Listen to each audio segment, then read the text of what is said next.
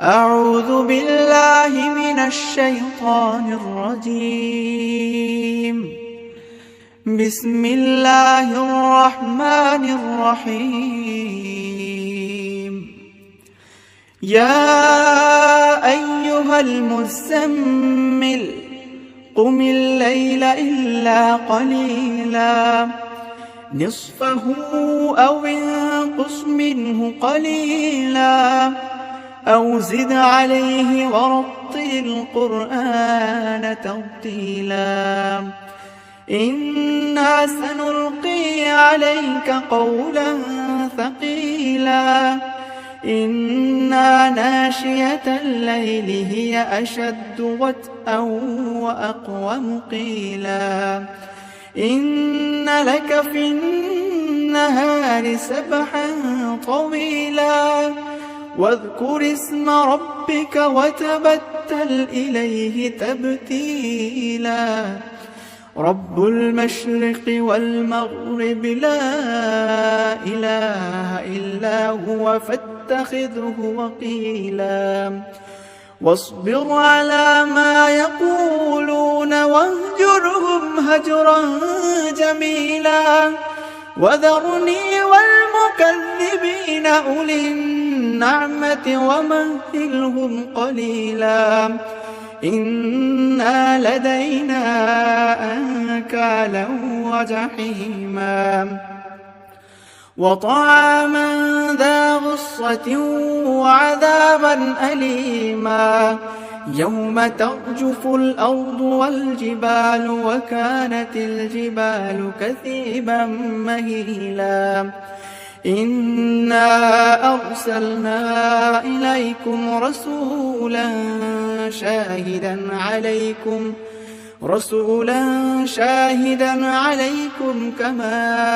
أرسلنا إلى فرعون رسولا فعصى فرعون الرسول فأخذناه أخذا وبيلا فكيف تتقون إن كفرتم يوما يجعل الولدان شيبا السماء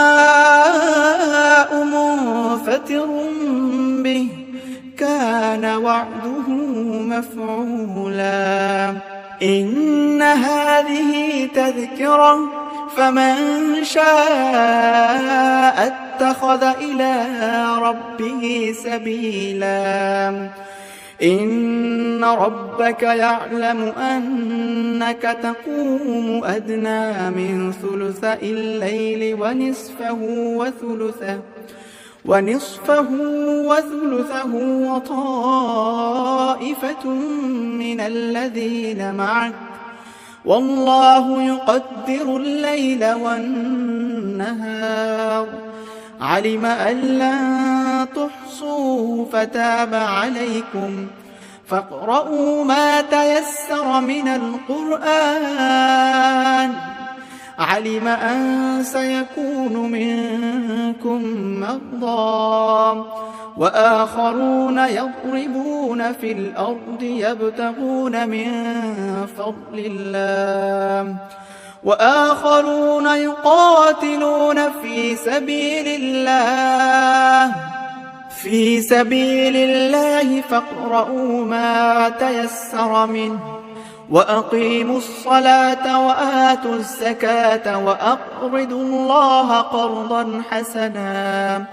وما تقدموا لأنفسكم من خير